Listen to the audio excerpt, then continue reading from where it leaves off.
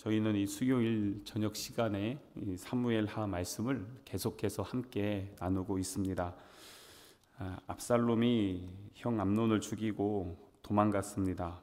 어디로 갔냐면 그술이라는 땅으로 갔습니다. 그술은 자기 어머니 고향이죠. 그래서 이제 거기에 가서 외갓집에 가서 거기에서 3년 동안 있었습니다. 3년이 지났는데 아버지는 부르지 않고, 또 가만히 이렇게 보니까 그 다윗의 아주 충신이죠, 이 요압이 압살롬 다윗의 눈치를 계속 살피는 겁니다. 근데 왜냐하면 뭔가 좀 국정이 좀 안정이 되고 또 가정에 좀 평안이 있어야, 그래야 이게 좀 굴러갈 것 같은데 다윗의 얼굴에는 웃음이 없고 기쁨이 없고 늘 불안하고 염려, 근심이 가득한 모습들을 딱 눈치를 챈 겁니다. 이 요압이 다윗의 조카거든요. 그러면서도 군대 장관이에요. 근데 옆에서 때로는 충성스러운 신하로 있지만 또 우리아 있잖아요. 우리아를 갖다가 죽이는데도 앞장서고, 또 다른 사람들 죽이는 것도 얼마나 잘하는지 나중에는 자기 사촌인 이 압살롬도 죽이잖아요. 하여튼 사람 죽이는 것도 잘하고 다윗에게 충성도 잘하고 이간질도 잘하고 하여튼 별걸 다 잘한단 말이에요. 근데 이 사람이 옆에 있다 보니까 다윗이 때로는 너무나 힘이 되기도 하지만 때로는 이 사람 때문에 참 많은 고통을 겪기도 합니다. 그러면서도 평생 옆에 두고, 그래서 함께 그 국정이나 전쟁이나 많은 일들을 했거든요. 그러니까 요압이 딱 보면 다윗을 알죠.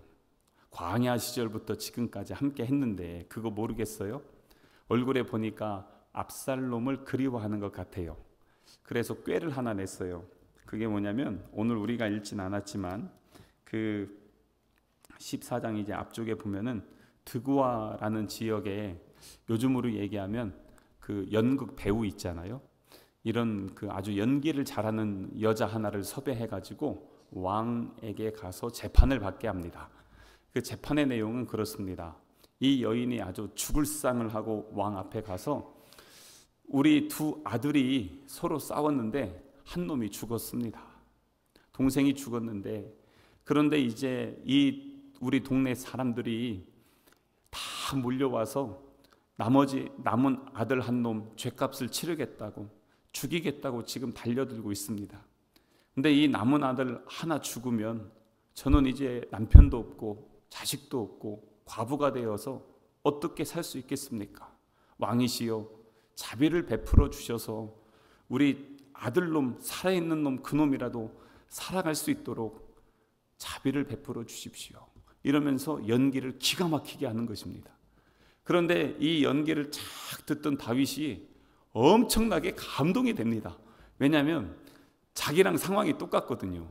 지금 압살롬이 암논을 죽이고 그리고 도망가 있단 말이에요. 근데 이놈이라도 죽으면 우리 큰일 나는데, 근데 어쩜 그렇게 당신하고 우리랑 똑같냐, 그러면서 다른 사람들 불러서 재판 전후 좌우 상황 따지지도 않고 그냥 그 자리에서 다윗이 확답을 해줍니다.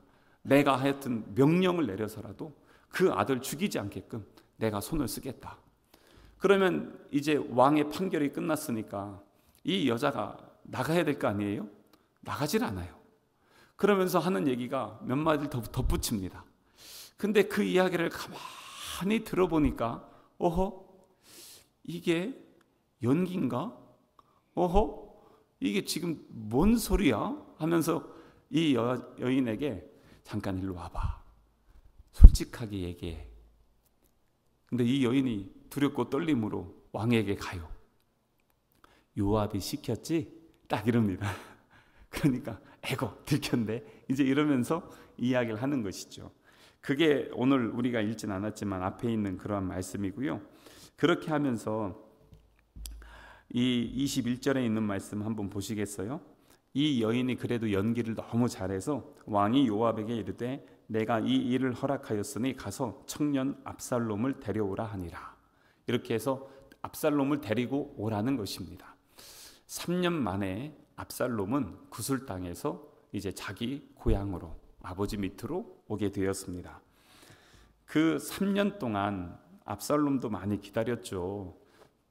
물론 자기가 형을 죽이고 잘못하긴 했지만 그래도 그 마음속엔 무엇이 남아 있었냐면 저놈은 죽는 게 마땅하다라는 생각을 계속해서 갖고 있었습니다. 그리고 가만히 있으면 어차피 순번으로 따지면 이제 자기가 첫째인데 나를 어떻게 하겠냐, 내가 왕이 돼야지, 이러면서 그냥 기다리고 있었던 것입니다. 그렇게 기다리고는 있는데 아버지가 안 불러준단 말이에요. 그래서 3년 동안 자기도 얼마나 기다리면서 애가 탔겠습니까?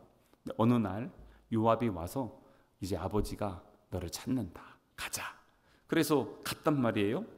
아니 갔는데 이놈의 아버지가 부르질 않는 거예요.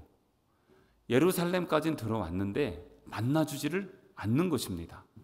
근데 그게 하루 이틀이 아니고 2년이 되었습니다. 그러니 지금 아버지를 만나지 못한 게 5년이 되었습니다. 도망간 거 3년, 그리고 예루살렘에서 만나지 못한 그 기간이 2년, 도합 이 5년 동안 계속 지금 언제 아버지가 날 불러주나. 근데 그 기다림 속에서 그의 마음 속에는요, 어쩌면은 그 짜증 아니면은 염려, 기타 등등 여러 가지 복잡한 감정들이 섞이기 시작합니다. 그런데 그렇게 하다가 갑자기 오늘 본문을 보면 조금 그 생뚱맞은 것 같은, 이해가 되지 않는 상황이 전개가 되는데, 이렇게 상황이 되다가 오늘 우리가 읽은 25절 말씀 있잖아요. 여기에서 보면 무슨 내용이 나오냐면 압살롬의 외모에 대한 이야기가 나오고 있어요.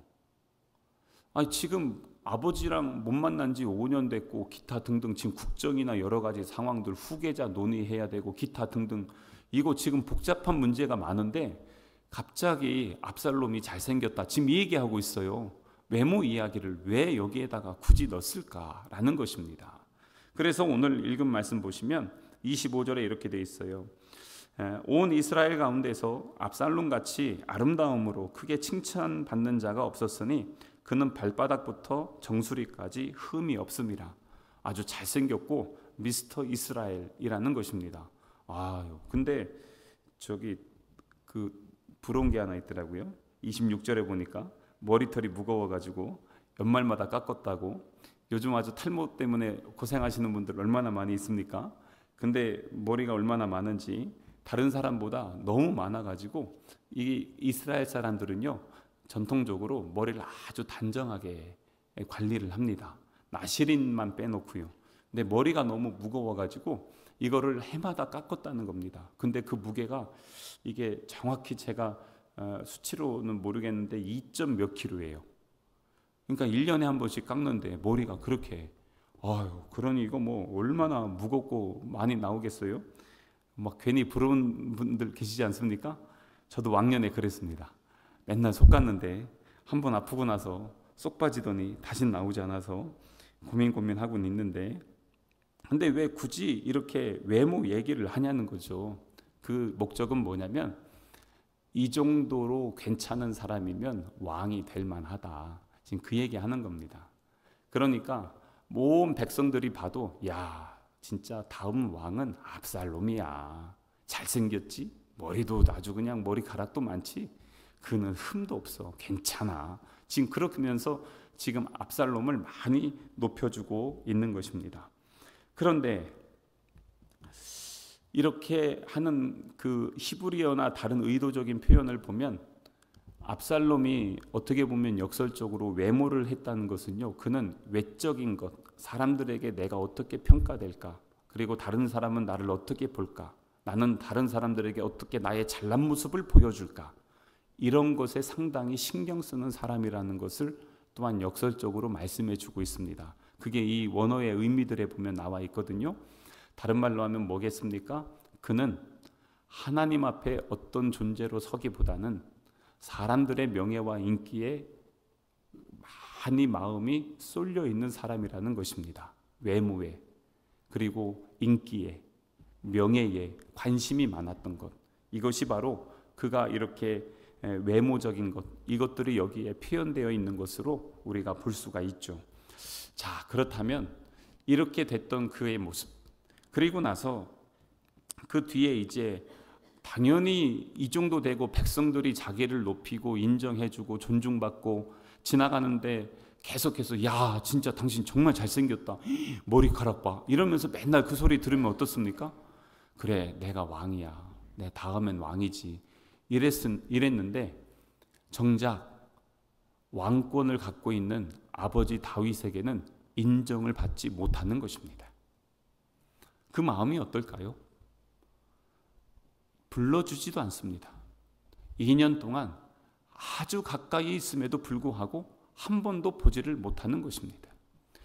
그러니 도무지 이걸 어떻게 해석을 해야 될까? 그래서 이제는 자기가 아버지 한번 만나야 되겠다.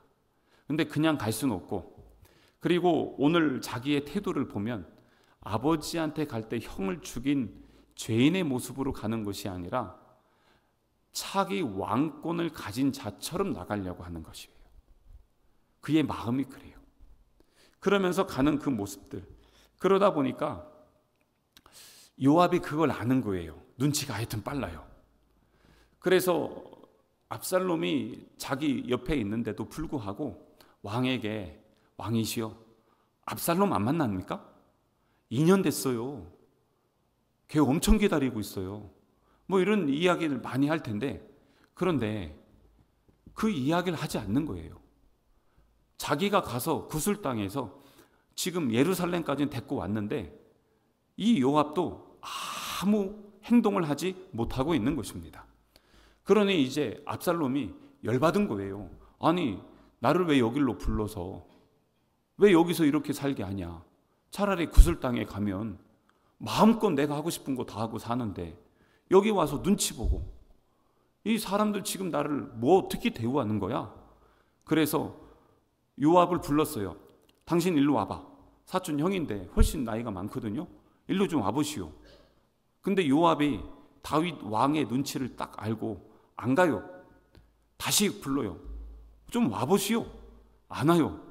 그러니까 어떻게 하냐면 자기 집에 있는 종들에게, 애들아 가서 요압의 밭에 보리가 다 익을 때 불질러. 그래서 요압의 밭을 다 불질러 버렸습니다. 재산상의 손해가 얼마나 컸겠습니까? 그러니까 이제 요압이 열받아 가지고 왔어요. 아니, 왜 내 밭에 불 질렀냐고. 그러면서 막 따지고 있으니까 지금 그 32절에 여러분들 가장 길게 한 거 있잖아요. 그거예요. 압살롬이 요압에게 대답하되 내가 일찍이 사람을 내게 보내 너를 이리로 오라고 청한 것은 내가 너를 왕께 보내 아뢰게 하기를 어찌하여 내가 구슬에서 돌아오게 되었나이까? 왜 나를 불렀습니까? 지금 그 따지려고 지금 하는데 왜 왕을 못 보게 하냐? 나 진짜 열받네, 진짜. 막 이러면서 지금 그러고 있는 것입니다. 자기가 형을 죽였다. 이제 그건 5년 전 사건이고, 이제 내가 지금 첫 번째 아들이면 대우해야 될 거 아니야? 라고 하면서 지금 그러고 있는 것입니다. 그런데 다윗이 왜 압살롬을 부르지 않았을까요? 만나주지 않았을까요? 아직도 그의 마음에 용서가 안 된 거예요. 여전히 다윗의 마음에는 자녀들끼리의 그 살육이 그의 마음에 먹구름이 끼어 있어서 계속해서 비가 내리고 있었던 것입니다. 그래서 이 압살롬이 용서가 안 돼요. 그리움은 있는데 용서가 안 되는 그 마음, 혹시 이해가 되세요? 보고는 싶고 보기는 해야 될 것 같은데 만나고 싶지 않은 뭐 그런 거 있잖아요. 이상한 복잡한 감정? 지금 그게 이 다윗의 마음에 있어요. 그걸 어디서 볼 수 있냐면 21절 말씀 한번 보시겠어요? 21절에 보면 왕이 요압에게 이르되 내가 이 일을 허락하였으니 가서 청년 압살롬을 데려오라, 이렇게 이야기합니다. 근데 원래 여기에서 뭐라고 해야 되냐면요, 21절 잘 한번 보세요. 여러분들 한번 성경 보시면서 여기에 원래 뭐라고 해야 될 것 같아요? 예? 어느 분이 지금 대답하셨는데 청년 압살롬이 아니라 아들 압살롬 데리고 와라 해야 됩니다. 근데 지금 아들 압살롬이 아니라 청년 압살롬이라고 합니다. 그리고 또 33절 말씀 보시겠어요? 33절을 보면 여기에도 딱 보면요, 화해가 됐고 서로 용서가 됐다면 표현이 달랐을 것 같은 내용이 있습니다. 뭘까요? 뒤에 보면요, 지금 왕이 압살롬을 부르니 그가 왕께 나아가 했는데 왕이 아니라 사실 아버지께 나아가 그 앞에서 얼굴을 땅에 대어 아버지께 절하매 아버지가 아들 압살롬과 입을 맞추니라 라고 한다면 그게 화해가 된 거예요. 근데 지금 이 성경에서도 지금 아들 보고 청년 압살롬 데리고 와라 라고 하고요, 그리고 뒤에서도 아들도 아버지한테 왕이시여 하는 겁니다. 지금 두 관계가 그런 공식적인 관계입니다. 그러다 보니까 용서가 이미 안 된 것입니다. 복음의 핵심은 은혜이고 사랑이잖아요. 그런데 은혜와 사랑을 얻기 위해서 통과해야 될 게 있어요. 그게 뭐냐면 회개입니다. 그래서 세례 요한이나 예수님이 이 땅에 오셔서 제일 먼저 외치신 말씀은 회개하라였습니다. 회개라는 것은 무엇입니까? 다른 말로 하면 내가 죄가 있다는 것이고 내 죄를 인정하는 것입니다. 그리고 회개라는 것은 죄가 인정되었을 때 그 죄를 사함받는 것, 용서함을 받는 것입니다. 그래서 복음의 핵심은 은혜인데요, 은혜를 얻기 위해서는 먼저는 내 죄가 용서함을 받아야 됩니다. 그래서 이 사랑이라는 표현 안에는 다양한 감정이 있는데 그게 뭐냐면 사랑은요, 때로는 인내로 표현되기도 하고 때로는 섬김으로 표현되기도 하고 때로는 용서로 표현되기도 합니다.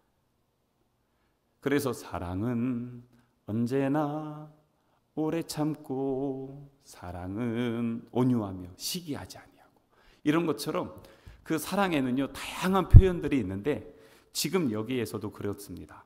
이 아버지가 아들을 사랑하는 마음이 있으면 그가 용서함을 받아야 되는 것입니다. 그런데 지금 그러기 위해서 먼저 전제될 것은 아버지는 용서해야 되고 아들은 자기의 죄를 인정해야 되는 것입니다. 그런데 지금 이 아들이 아버지에게 한 번도 자기가 잘못했다는 이야기를 하지 않습니다. 아버지도 아들에게 불러서 그를 책망하고 그 죄에 대해서 분명하게 이야기를 하고 정리하고 나서 새 출발을 해야 되는데 지금 그것을 둘 다 하지 못하는 것입니다. 무엇입니까? 이 가정의 지금 깨어진 관계는 어디에서 시작됐습니까? 사랑이, 그리고 그것을 구체적으로 이야기하면 용서가 없었기 때문에 그런 것입니다. 그렇기 때문에 지금 이 아버지와 아들의 관계가 완전히 부서진 게 된 것이죠. 그래서 다윗도 여기서 실패했고요, 용서가 안 되는 거예요. 그리고 또한 압살롬도 여기서 실수한 겁니다. 그래서 도망갔고 돌아왔지만 5년 만에 만난 아버지 앞에서 오늘 33절에 아버지와 함께 입 맞추고 돌아가자마자 반역 준비하고 아버지 죽이겠다고 갑니다. 그래서 다음 주에는요 압살롬의 반역이 나옵니다.